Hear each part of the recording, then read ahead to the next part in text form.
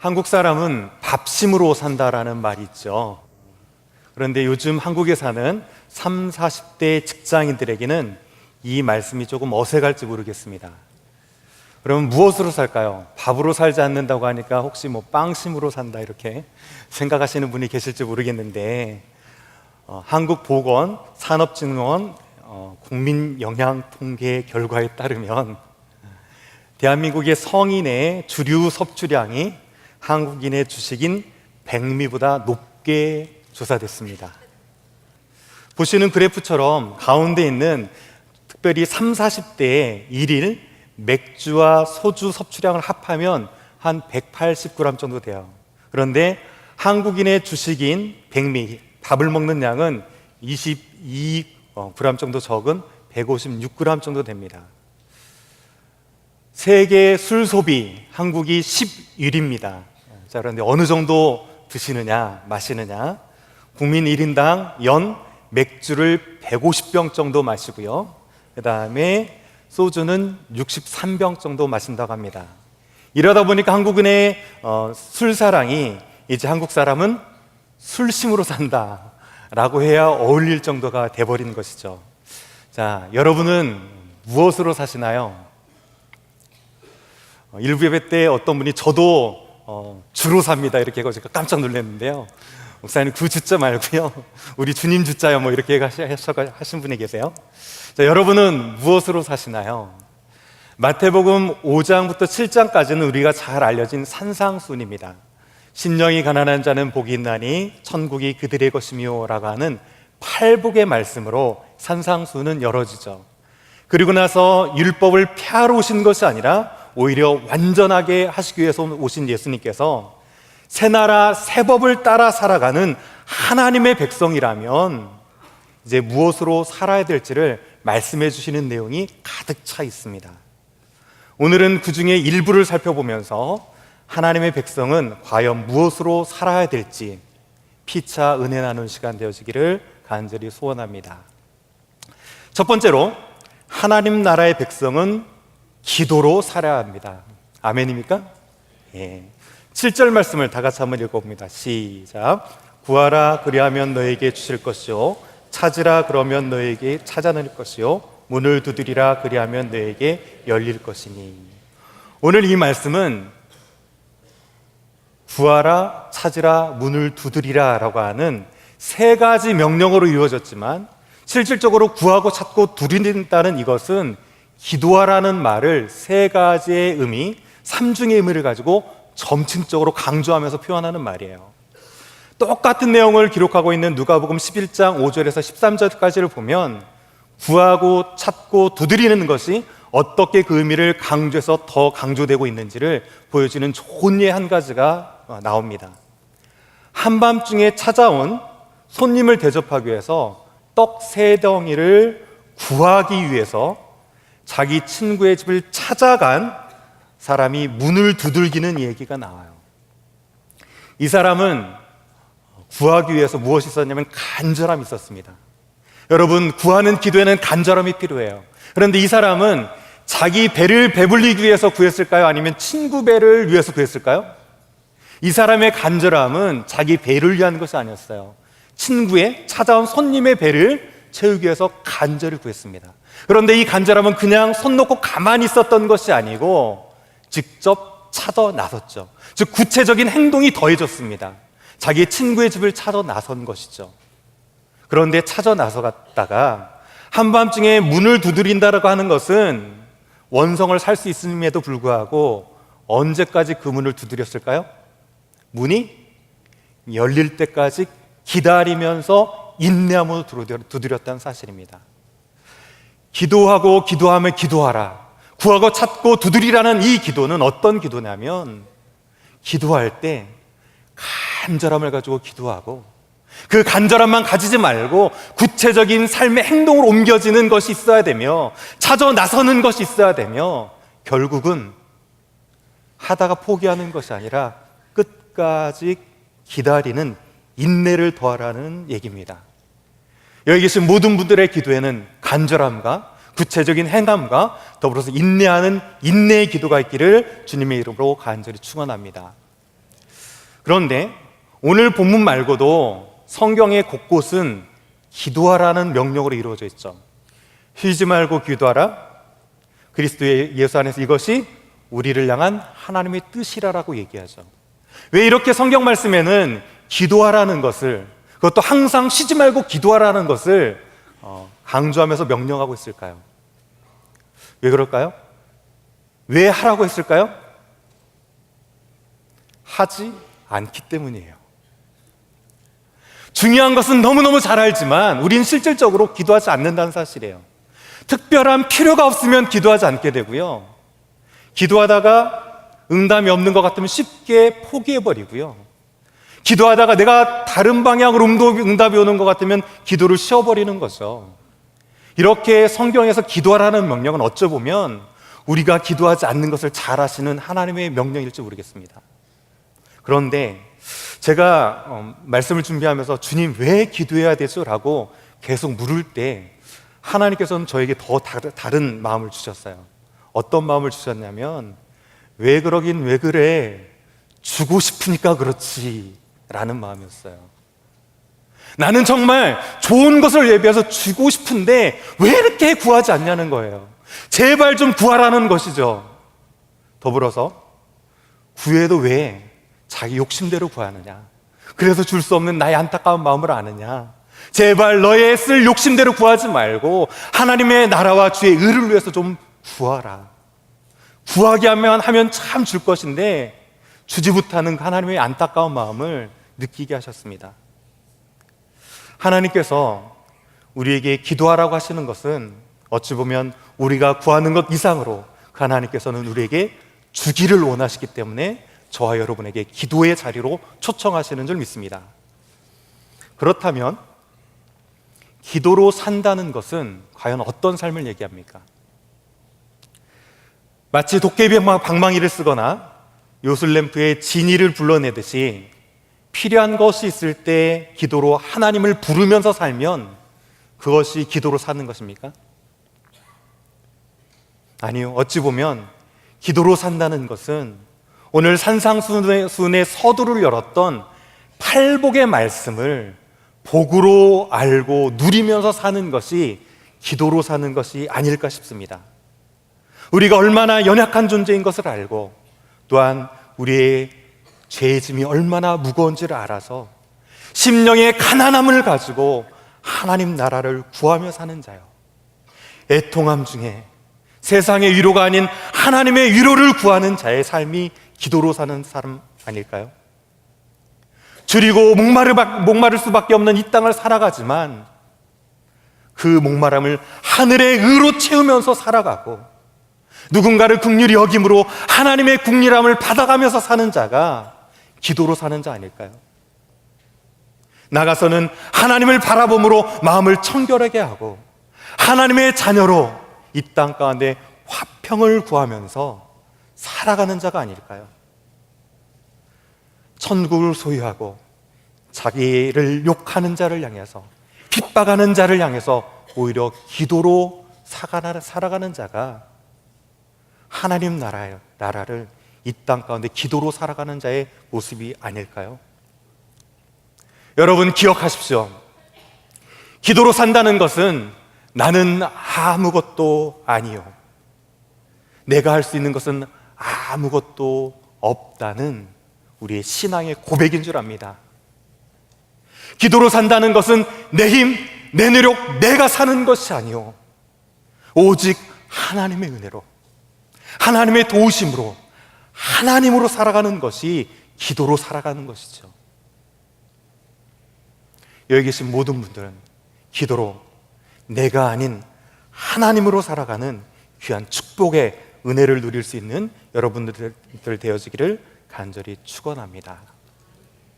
그렇다면 이제 기도로 이렇게 하나님을 살아가는 자라면 마땅히 가져야 될 것이 있어요. 자, 그것이 무엇이냐면 두 번째로, 이렇게 기도로 하나님 나라를 사는 자라면 하나님을 향한 믿음으로 살아야 됩니다. 자, 오늘은 제가 이 말씀을 통해서 어떤 믿음이 필요한지 두 가지를 말씀드릴 텐데요, 기도로 하나님 나라를 살아가는 사람에게 필요한 첫 번째 믿음은 이것입니다. 하나님께서는 반드시 꼭 응답해 주신다. 아멘입니까? 하나님의 때와 우리의 때가 차이가 있을 뿐이지 하나님께서는 반드시 꼭 응답해 주시는 분인 줄 믿습니다. 오늘 본문을 조금 복잡할 수 있지만 문법적으로 살펴보면 그것이 어떻게 이루어지는지 살펴보는 유익이 있습니다. 자, 각 절마다 모든 세 동사가 일치하는 것은 아니지만 특징적인 문법을 보여주는 곳이 있어요. 자, 첫 번째로 수동태가 사용되고 있어요. 자, 7절을 한번 보시죠. 구하라 그리하면 너에게 주실 것이요 will be given to you 라고 수동태가 사용됐죠. 뿐만 아니라 문을 두드리라 그리하면 너희에게 열릴 것이니 라고 하면서 will be open to you 라고 하는 수동태가 사용되었어요. 자, 그런데 이 문장이 더 특징적인 것은 무엇이냐면 주어가 숨겨져 있습니다. 자, 주시는 분이 누굴까요? 자, 주시는 분이 누굴까요? 우리 인생의 문에 닫힌 문을 열어주시는 분이 누굴까요? 예. 그래서 이 수동태의 별명이 있어요. 이 수동태의 별명이 무엇이냐면 신적 수동태, 즉 디바이브 패시브라고 하는 하나님이 주어가 되어 있지만 숨겨져 있다는 사실이에요. 기도는 어찌 보면 숨겨져 있는 그 하나님을 발견하는 것일지 모르겠어요. 우리의 기도를 들으시고 응답하시고 열어주시는 분이 하나님 아버지인 줄 믿습니다. 아멘. 우리의 작은 신음과 마음의 깊은 간구까지도 들으시고 응답해 주시는 분이 하나님 아버지인 줄 믿습니다.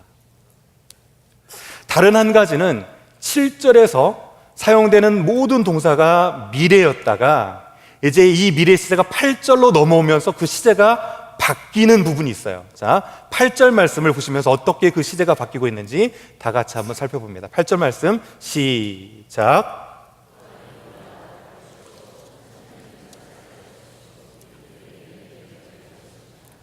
예, 이 말씀을 보면 받을 것이요 찾아낼 것이요 열릴 것이다 라고 하는 식으로 우리말 성경을 보면 똑같이 그냥 미래로 표현된 것 같지만 원어적으로는 그렇지 않습니다.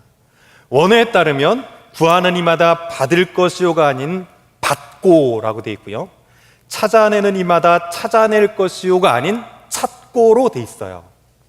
즉 기도 응답에 대한 부분은 미래가 아닌 현재 시제를 사용하고 있다는 사실이에요. 자, 이게 어떤 의미가 있습니까? 기도 응답에 대해서는 미래 시제가 아닌 현재 시제를 통해서 마태가 그 글을 썼다는 사실이에요. 자, 어떤 의미가 있을까요? 기도의 응답은 저 멀리 미래에 있는 것 같지만 실은 어떻다고요? 오늘 이곳에 있다는 사실입니다. 만약에 그것이 이루어질지 않을지 불분명하다면 분명히 미래일 거예요. 하지만 그것은 구하고 찾고 두드리는 순간 이미 찾은 것이요 주신 것이요 열린 것이기에 미래의 일이 아닌 현재라는 사실입니다. 즉 하나님께서는 구하는 이에게 반드시 꼭 응답해 주신다는 강조적인 표현이죠. 그렇다면 하나님께서 이렇게 우리가 구하는 것에 반드시 응답해 주시는데 왜 우리의 기도의 응답은 이렇게 지연될까요? 제가 알기로도 여기 계신 많은 분들 중에서도 간절한 기도의 제목을 가지고 정말 절박한 심정으로 기도하고 계실 텐데 그 기도의 응답이 지연되는 것들을 가운데 힘들어하시는 분들이 있는 줄 알아요. 왜 이렇게 하나님의 응답은 우리의 생각과 다르게 지연될까요? 바로 우리의 기도하는 목적과 하나님이 기도하게 하시는 목적이 다르기 때문입니다. 여러분은 왜 기도하십니까?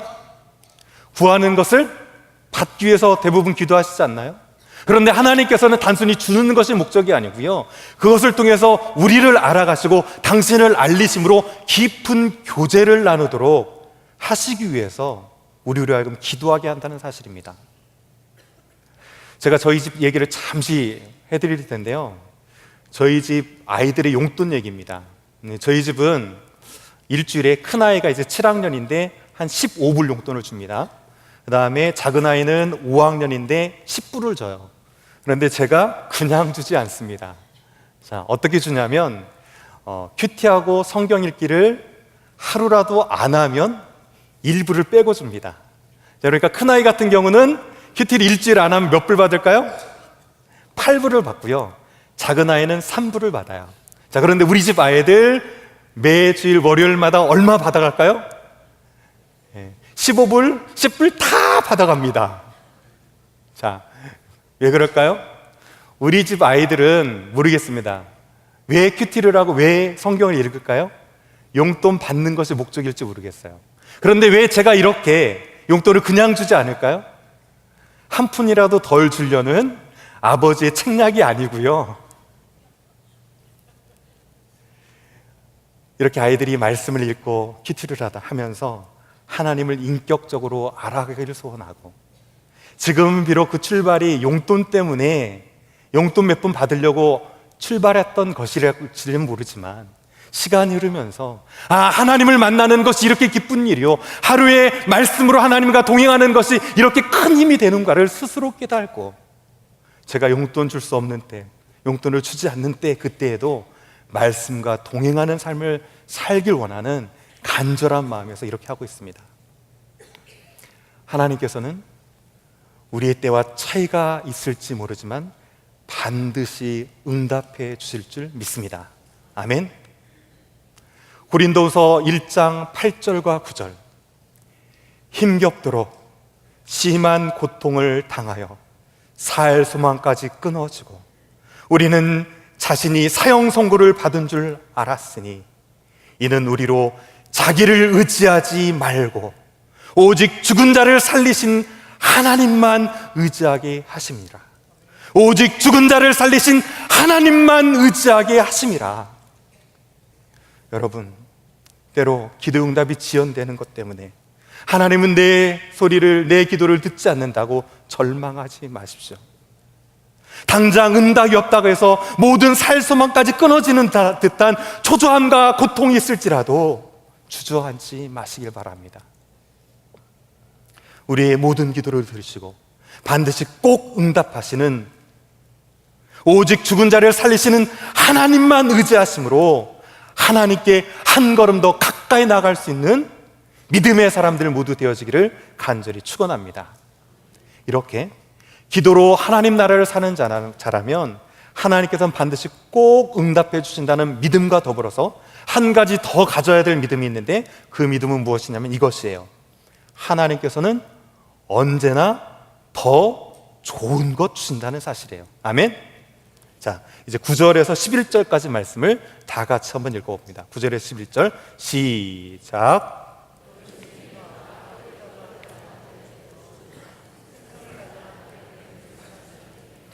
너희가 악한 자라도 좋은 것으로 자식에게 줄 줄 알거든 하물며 하늘에 계신 너희 아버지께서 구하는 자에게 좋은 것으로 주시지 않겠다. 우리의 기대와 하나님의 응답에는 차이가 있을 수 있을지 모르지만 하나님께서는 언제나 더 좋은 것 주시는 줄 믿습니다. 자, 여기서 떡과 생선은 기도자가 구하는 기도자의 필요를 상징합니다. 그렇다면 여기에서 돌과 뱀은 무엇을 상징하겠습니까? 자, 배고픈 사람에게 돌을 던져줬습니다. 이 돌은 무슨 의미가 있을까요? 자, 배고픈 자에게 돌을 던져줬어요. 떡을 달라는 자에게 돌을 던져줬습니다. 이게 무슨 의미가 있겠습니까? 돌은 먹을 수 있습니까? 없습니까? 먹을 수 없죠? 배고픈 자에게 돌은 아무런 필요가 없는 무익한 것이에요. 자, 더불어서 배고픈 사람에게 이제 뱀을 던져줬습니다. 물론 한국 사람에겐 예외일 수 있지만, 자, 뱀을 던져줬습니다. 자, 무슨 일이 펼쳐질까요? 자, 유대인들은 뱀을 먹을까요? 먹지 않을까요? 자, 유대인들은 뱀은 부정한 짐승으로 절대 입에 대지 않습니다. 자, 그런데 이 뱀은 무익한 정도가 아니라 생선을 달라는 자에게 뱀을 던져주면 무슨 일이 펼쳐집니까? 그 뱀이 무는 순간 해를 줄 수 있는 거죠. 자, 그래서 이 뱀은 무엇이냐면 무익한 정도가 아니라 오히려 그 사람을 망칠 수 있는 해가 되는 것을 상징합니다. 자, 그렇다면 여기서 말하는 돌과 뱀은 무엇이냐면 무익하거나 해로운 것을 마치 좋은 것인 양 속임수를 써가지고 포장을 딱 해가지고 주는 것을 상징합니다. 하나님 아버지는 떡 대신에 우리에게 아무 필요 없는 돌을 주시고 생선 대신에 오히려 우리를 해치는 뱀을 주시는 분이 아니라는 사실이에요. 부모라면 누구라도 자녀에게 좋은 것, 주고 싶어 하는 것이 인지상정인데요. 때로는 우리의 미련함이 마치 떡과 생선과 같이 육체적인 것을 채워주면 무조건 다 좋은 것으로 여겨서 주고 받기 싫다고 그래도 또 주고 또 주다가 되돌아보면 그것이 오히려 그에게 좋은 것이 아니라 그를 해쳐버리는, 피해를 주는 경우들이 우리 삶에는 너무나도 많죠. 하지만 우리 하늘 아버지, 하나님 아버지께서 주시는 것은 우리가 생각하는 것 이상으로, 아니 우리가 감히 생각할 수도 없는 더 좋은 것으로 주신다는 사실입니다. 아멘. 오늘 칼럼에도 제가 비슷한 얘기를 썼는데요. 자녀를 기르다 보면 참 배우는 것이 많은 것 같습니다. 먼저는 저희를 기르셨던 부모님의 마음을 깨닫게 돼요. 아, 우리 어머님 아버지 나를 기르실 때 이렇게 했구나라고 그 부모님의 마음을 헤아릴 수가 있습니다. 또한 우리 자녀들을 보면서 하늘에 계신 하나님 아버지의 마음은 우리를 향해서 이렇게 했구나라고 조금씩 깨달아갑니다. 그런데 무엇보다도 때로 아버지인 나를 순수한 믿음을 가지고 따르는 자녀들을 보면서 내가 하나님을 아버지라 고백하면서도 그렇게 따르지 못하는 내 자신을 볼 때면 너무나 부끄러운 일들이 있습니다. 저희 딸내미가 몇 주 전부터 저에게 조르는 일 한 가지가 있어요. 무엇을 조르냐면 여름방학 때 방학이 되면 풋볼을 좀 시켜달라고 저한테 조릅니다. 남자아이라면 제가 죄송합니다, 제가 약간 고지식해 가지고요, 남자아이라면 선뜻 해라 이렇게 하겠는데 딸아이가 그것도 풋볼을 하겠다고 하니까 조금 주저돼서 이제 망설이고 있었어요. 몇 주간 답을 안 줬습니다. 이랬더니 이 딸내미가요, 제 책상에 편지 한 통을 딱 써가지고 올려놨어요.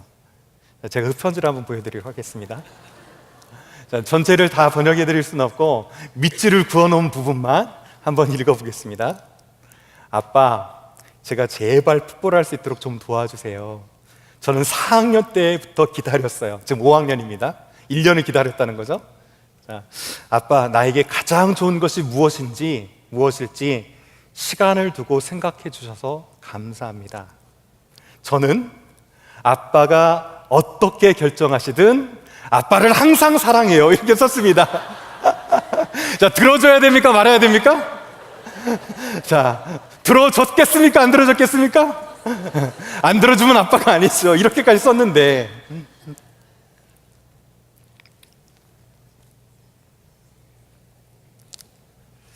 하나님 아버지께서는 언제나 더 좋은 것 주실 줄 믿습니다. 아멘입니까? 정말 아멘입니까? 그런데 왜 기도했는데 사업이 뜻대로 이루어지지 않고 실패하면 하나님은 왜 내게는 뱀을 주시나요? 원망하십니까? 자녀를 위해서 그토록 기도했는데 그 자녀가 원하는 대학에 들어가지 못하고 떨어지면 왜 내게는 뱀을 주냐고 원망하십니까? 때로 실패하는 것이, 떨어지는 것이 떡이요 생선인 줄 압니다. 아니요, 그것보다 더 좋은 것인 줄 믿습니다. 우리의 생각, 우리의 계획, 내 뜻대로 이루어지지 않는 것이 오히려 떡이요 생선인 줄 믿습니다. 아니요, 그것보다 더 좋은 것인 줄 믿습니다. 하나님께서는 이렇게 언제나 더 좋은 것으로 주시는 줄 믿습니다. 이 믿음이 있다면 이 사실 앞에서도 우리는 아멘 할 수 있어야 돼요. 아멘입니까? 자, 이제 이 믿음 가지고 로마서 8장 32절을 다 같이 한번 읽어봅니다. 자, 로마서 8장 32절 시작. 자기 아들을 아끼지 아니하시고 우리 모든 사람을 위하여 내주시니까 어찌 그 아들과 함께 모든 것을 우리에게 주시지 아니하겠느냐. 아멘. 우리 하나님 아버지께서는 우리에게 전부를 주셨어요. 그 십자가 아들 예수 그리스도를 저와 여러분을 위해서 내어주셨어요. 그 하나님께서 우리에게 전부를 주셨건만 우리는 왜 작은 것들 앞에서 그분을 의심하면서 그분에게 가까이 가지 않으려고 합니까? 반드시 꼭 응답하시는 하나님의 신실하심과 언제나 더 좋은 것 주시는 하나님의 선하심을 믿고 그 믿음 안에서 바람에 이리저리 휘날리는 갈대와 같이 상황과 환경에 흔들리지 마시고 든든한 반석 위에 세운 집처럼 삶의 기초를 하나님께 두시고 흔들림 없이 살아가시는 믿음의 하나님의 사람들 모두 되어지기를 주님의 이름으로 간절히 축원합니다. 자, 이제 끝으로 기도로 살고 믿음으로 사는 자라면 무엇으로 살아야 될지 하는 말씀을 12절 말씀을 통해서 정리하는데요, 12절 말씀은 그러므로라고 시작하고 있어요. 자, 이 그러므로는 넓게는 산상수인 전체인 마태복음 5장부터의 결론처럼 얘기할 수도 있고요, 때로는 좁게는 오늘 읽었던 7장 7절부터 12절까지 기도에 대한 결론으로 볼 수 있어요. 자, 기도에 관한 것으로만 본다면 7절은 기도의 자세에 대해서 구하고 찾고 두드리라 말씀하셨죠. 자, 8절부터 11절까지는 기도의 응답으로 주어졌습니다. 자, 그렇다면 이제 12절은 어떻게 볼 수 있냐면 기도의 열매로 볼 수 있어요. 하나님 나라를 살아가는 천국 백성, 기도로 살고 믿음으로 사는 자라면 담임 목사님 말씀하신 것처럼 그 논리적 귀결의 삶은 어떠야 되겠느냐 하는 것이에요. 자, 12절 말씀을 이제 마지막으로 한번 읽어봅니다. 12절 말씀 시작.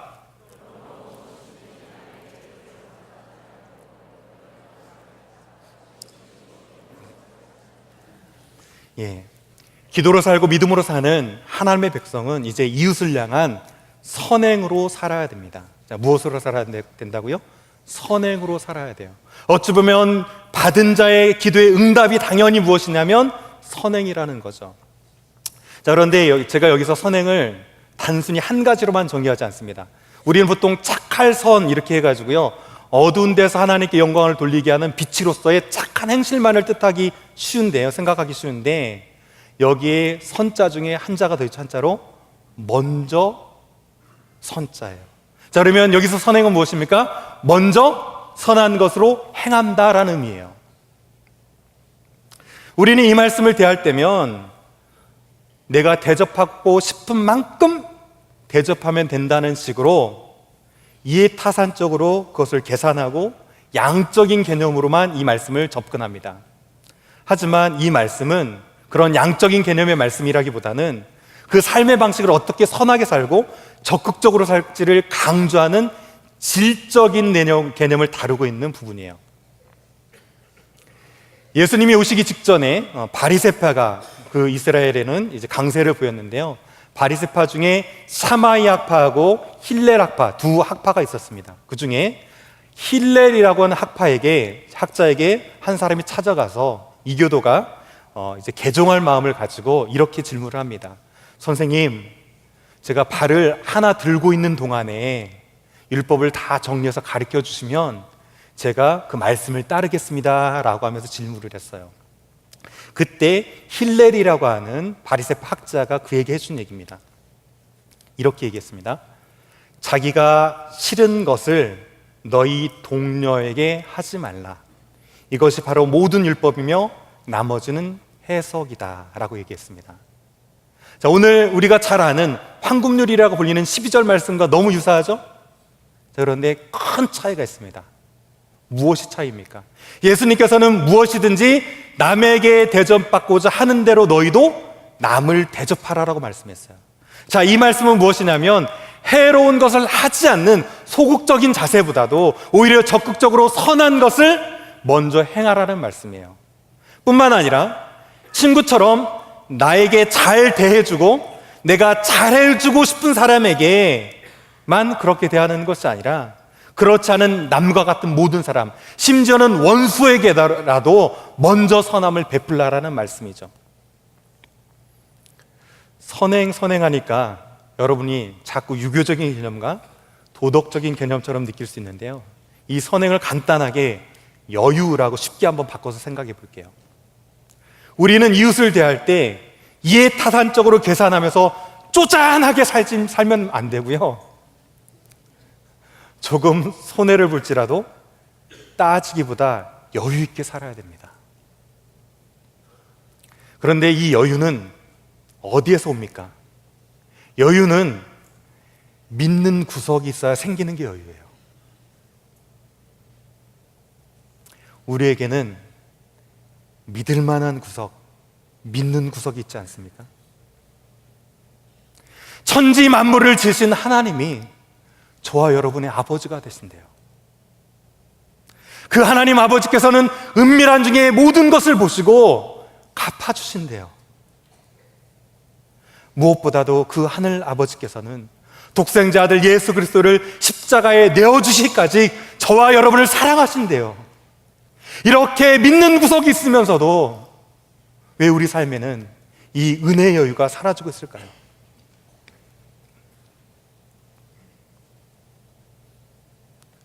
우리는 이 은혜를 소유한 자에게 전부를 가진 자입니다. 자, 고린도서 6장 10절 말씀 끝으로 다 같이 한번 읽어봅니다. 그곳에 사도 바울이 얘기하는 여유는 무엇인지 고린도서 6장 10절 말씀 다 같이 읽습니다. 시작.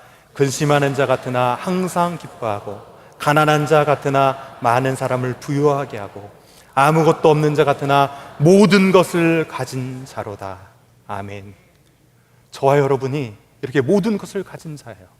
이 땅의 삶에서는 비록 조금 가진 것 같고 이 땅의 삶에서는 근심 있는 것 같지만 우리 안에 전부가 되신 예수 그리스도가 있기 때문에 바로 저와 여러분이 이 세상의 전부를 가졌다는 사실이죠. 여러분, 전부를 가진 자답게 쪼잔하게 살지 말고 여유 있게 사시기를 간절히 축원합니다. 우리 심령의 댐을 가득 채우고도 남는 예수 그리스도의 이 은혜의 여유를 가지고 악은 악으로 선은 선으로만 갚는 것이 아니라 오히려 악에게 지지 않고 악을 선으로 이기는, 그래서 이웃을 향해서 먼저 좋은 것으로 선행을 베풀 수 있는 그런 하나님의 사람들 되어지기를 간절히 축원합니다. 이 마음 가지고 다 같이 한번 찬양하도록 하겠습니다.